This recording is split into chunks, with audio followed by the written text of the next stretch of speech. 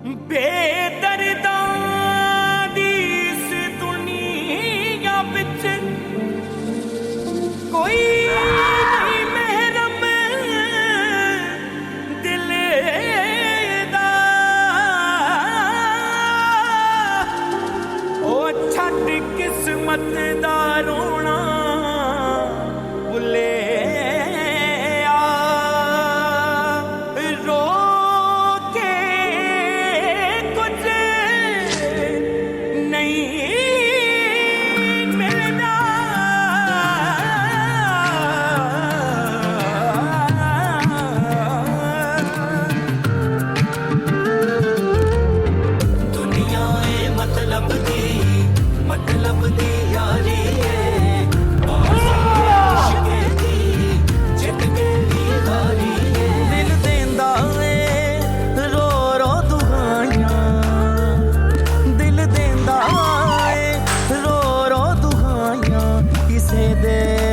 प्यार ना करी दिल देंदा ए रो रो दुआयां। मुझे तो पहले से ही अंदेशा था, इस माहीन के इरादे कुछ और हैं। बिल्कुल सही कहा पापा आपने। जब उसने शहराज से शादी की तभी मुझे पता चल गया था। उसने बड़ी ही चालाकी से घर के अंदर घुस के पूरे घर का सफाया कर दिया। अच्छा अब ये बताओ कि करना क्या है? मेरी बात मानो, सम्मन के भाई और गुलशेर से मदद। मुझे किसी की मदद की जरूरत नहीं है, उनके लिए मैं अकेला ही काफी। शिराज को और माहीन को छोड़ूंगा नहीं मैं, बहुत अच्छा सबक सिखाऊंगा।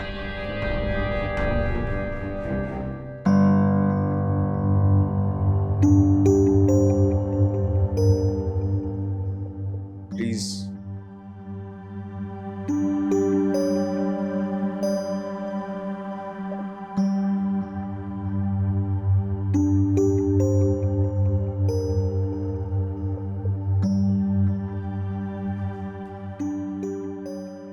पानी पियेंगे? नहीं। इब्राहिम किधर है? बाबा अंदर हैं, मैं बुला देता हूं उनको। और आपका बहुत बहुत शुक्रिया कि आप मेरे कहने पे यहाँ पर आए।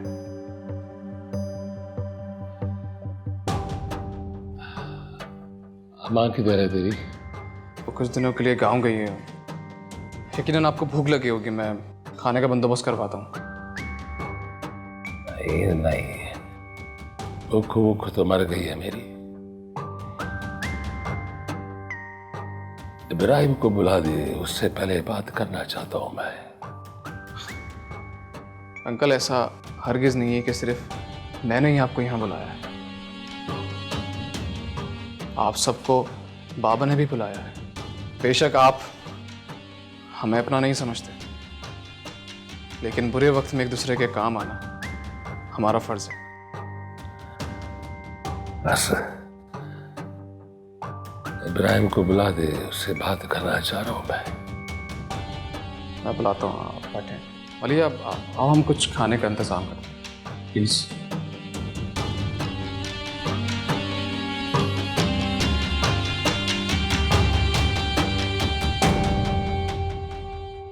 जैसा आप चाहते थे ना, बिल्कुल वैसे ही।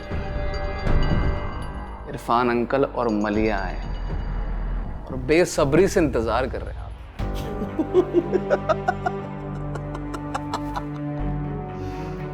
करने दे इंतजार है उसको। सेठ इरफान से उर्फी तक का सफर उसे बहुत रुलाए। लेकिन पहले आप उनको तसल्ली तो दे दें कि आप उनको घर में रखेंगे भी, या अगर घर में नहीं रखना होता तो उसको बुलाता क्यों? अपने साथ की गई एक एक जिल्लत का बदला लेने का मौका तो अब आया है। इतनी बड़ी खुशी को अपने हाथ से कैसे जाने दो? वाह वाह, मान गए। आपके जैसी चाल तो कोई चल ही नहीं सकता। अपने गले की मुसीबत किसी और के गले में डालना तो कोई आपसे सीखे। मैं किसी खुशफहमी में मुब्तला नहीं। इरफान के दिमाग को मैं जानता हूं। उसका दिमाग इतनी आसानी से शिकस्त को कबूल नहीं करेगा।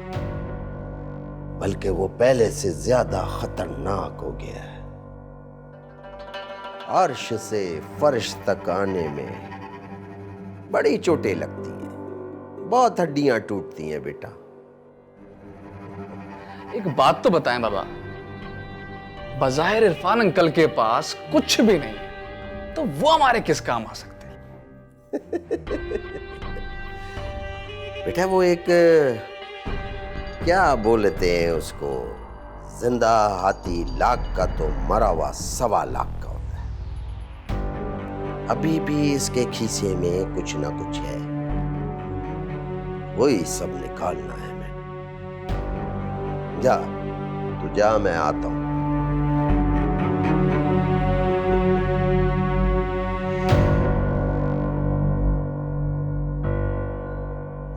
सेठ इरफान,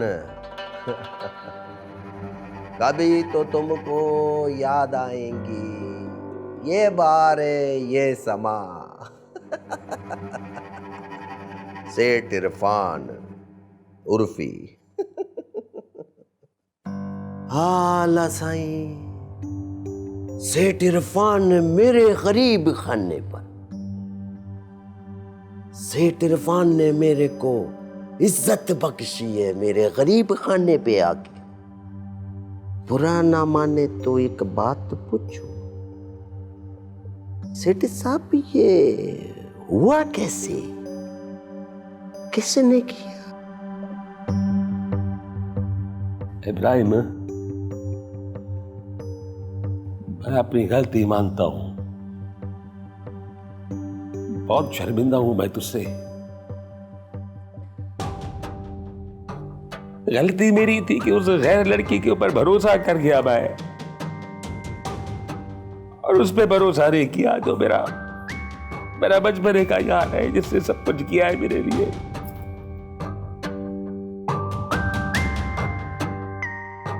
मुझे माफ कर दे। अरे ये सेठ कैसी बात करता है, मैं तो एक जर्रा था, जर्रा। सेठ इरफान ने मेरे को उठाया, मैं तो गंदी नाली का कीड़ा था, यही कहा था ना तुमने?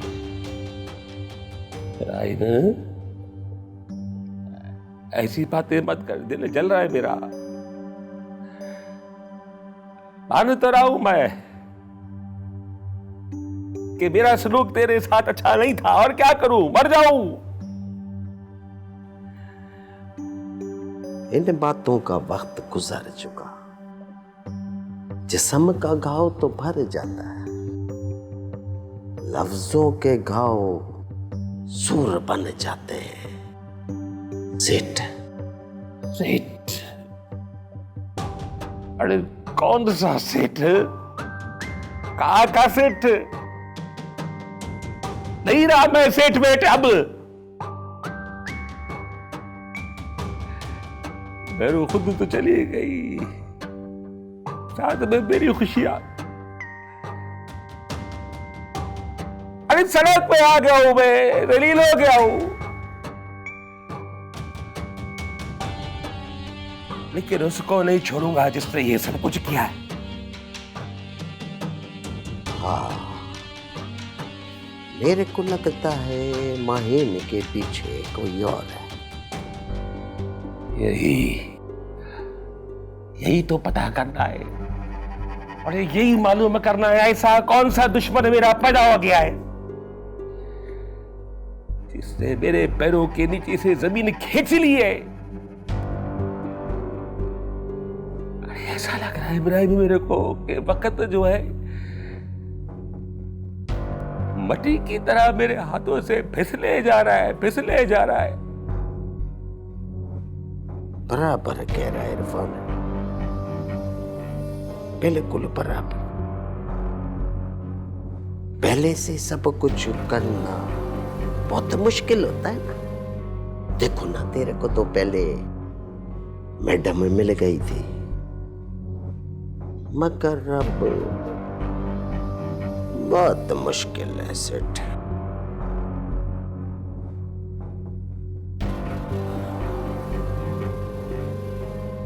ठीक कह रहे तो इब्राहिम,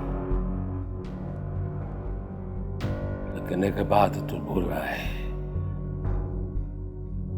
पूरी जिंदगी में कभी भी इरफान ने ना हार मानी है और ना हार मानेगा, कभी नहीं। हाँ, ये तो मेरे को पता है कि इरफान ने कभी हार नहीं मानता। देखते चाय पिएगा या कॉफी? ठंडा पी ले, हाँ? थोड़ा ठंडा हो जाएगा। नासिर, बाबा ठंडा लेकर आओ, सेठ साहब आए घर पे। ठंडा हो जाए।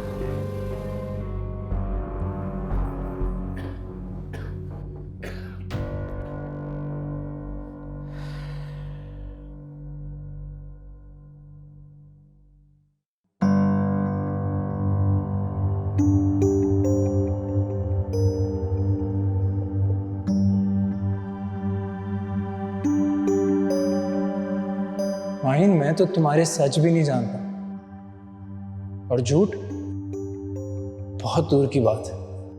ठीक है, अगर बात यहां तक आ गई है तो फिर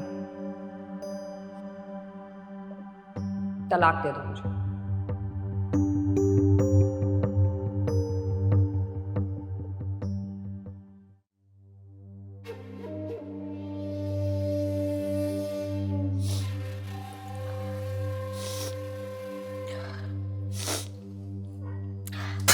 यार मुझसे नहीं हो रहे ये काम, हम कुछ ऑर्डर कर लेते हैं। कैसी बात कर रही हो? मुझे तो घर का खाना ही पसंद है। हाँ तो मैंने कब मना किया है? हम कुक भी रख लेंगे, लेकिन प्लीज फिलहाल मुझे इस झंझट से निकालो तुम यार, मेरे सर में दर्द हो रहा है। ऊपर से वो आलिया मुझे ऐसे ऑर्डर देती जैसे मैं उसके बाप की नौकर हूँ।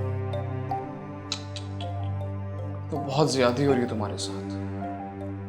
कहाँ तुम शहजादियों की तरह पली हो, कहाँ ये सब कुछ करना पड़ रहा था। अगर आज मेरी मॉम जिंदा होती ना, तो किसी की भी इतनी हिम्मत नहीं होती कि मुझे इस तरह ट्रीट कर, सबको देख लेती वो। सही कह रही हो तुम, सबसे ज्यादा नुकसान तुम्हें ही हुआ है उनके जाने का। खैर वो जफर भाई और समन भी कहाँ गए? जफर भाई कहाँ जाएंगे, वो अपने डैड के पास चले गए, उनके पास कोई और ठिकाना थोड़ी है। अच्छा, वो जो प्रॉपर्टी की फाइल्स थी, वो तुमने कहा था कि हम बेच के दुबई शिफ्ट हो जाएंगे, उस बारे में क्या ख्याल है? नहीं शेरी, ऐसा नहीं हो सकता। मैं पापा को इस मुश्किल वक्त में अकेले छोड़कर कहीं नहीं जा सकती। इनफैक्ट मैंने वो फाइल्स भी पापा को दे दी, उनसे कहा कि इसे बेचकर अपना न्यू बिजनेस स्टार्ट करें ताकि हम सब स्टेबल हो सकें। ये क्या कह रही हो तुम? जो ख्वाब जो हमने मिलके देखे थे उसका क्या? शेरी तुम्हें क्या हो गया है? ख्वाब इंसानों से बढ़कर नहीं होते। एक बार हालात पहले जैसे हो जाएं तो फिर हम अपने ख्वाबों के बारे में सोचेंगे।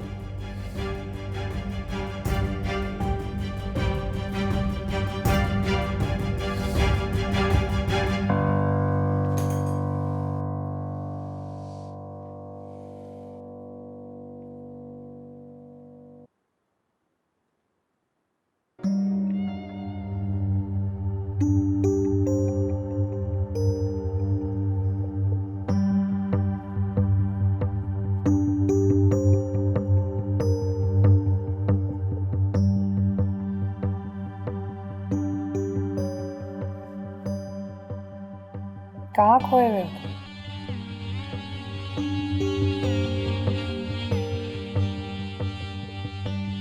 मुझे बस अफसोस हो रहा है उन सब के इस तरह घर से जाने का। आई मीन, ऐसे नहीं होना चाहिए था ये।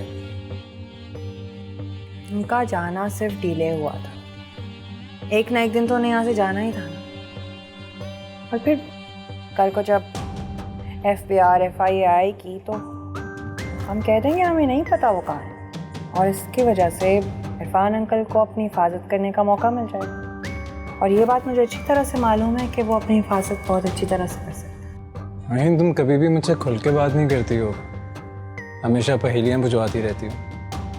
क्यों? मैंने ऐसी कौन सी बात है जो तुमसे छुपाई है? क्या छुपाना है मैंने तुमसे? बात तो है माहिन, पता नहीं मुझसे बात छुपाती हो या बताना नहीं चाहती हो, या शायद मुझ पर ट्रस्ट ही नहीं करती हो। ये सिर्फ और सिर्फ तुम्हारी गलतफहमी। खाना लगा दिया, मैं तो खाने के लिए बुला रही। जाओ चलो खाना खाओ। नहीं, मुझे भूख नहीं है। तुम जाके खा लो, मैं रूम में।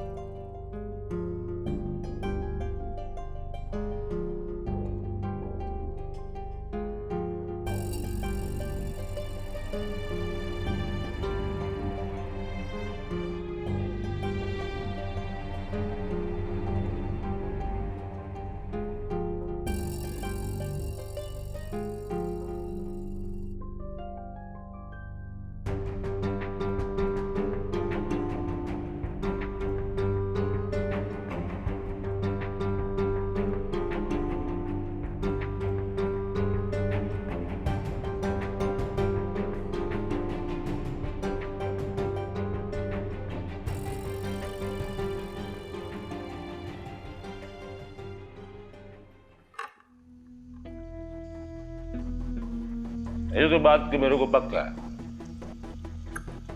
ये जो इब्राहिम है ना, उसके दिल में मेरे लिए बहुत कीना है।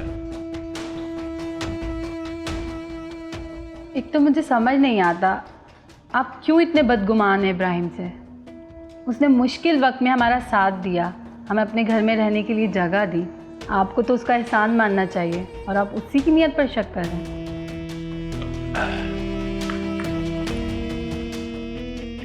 जिंदगी गुजार दी हम लोगों ने एक साथ है, बचपना, जवानी, और अब बुढ़ापा आ गया है।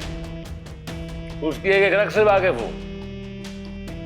ये जो मेहरबानियां कर रहा है हमारे ऊपर, ऐसे नहीं कर रहा। और मेहरबानियों के पीछे भी कोई ना कोई मकसद उसका है।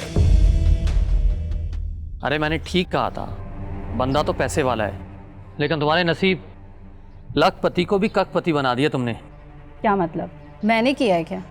कि तू ऐसी कौन सी जगह पे थी कि जहां पे मेरी काल उठाना तेरे को भारी पड़ रहा था? ये सवाल पूछने वाले आप कौन होते हैं? मैं कौन होता हूं? अरे मैं तेरा मर्द हूं, शौहर हूं तेरा। हालत देखी है, बेड़ा गर्क हो गया है, जलील होके रह गया हूं मैं, और तू तफरिया करती फिर रही है बाहर वहां पे। क्या मतलब है इस बातों का?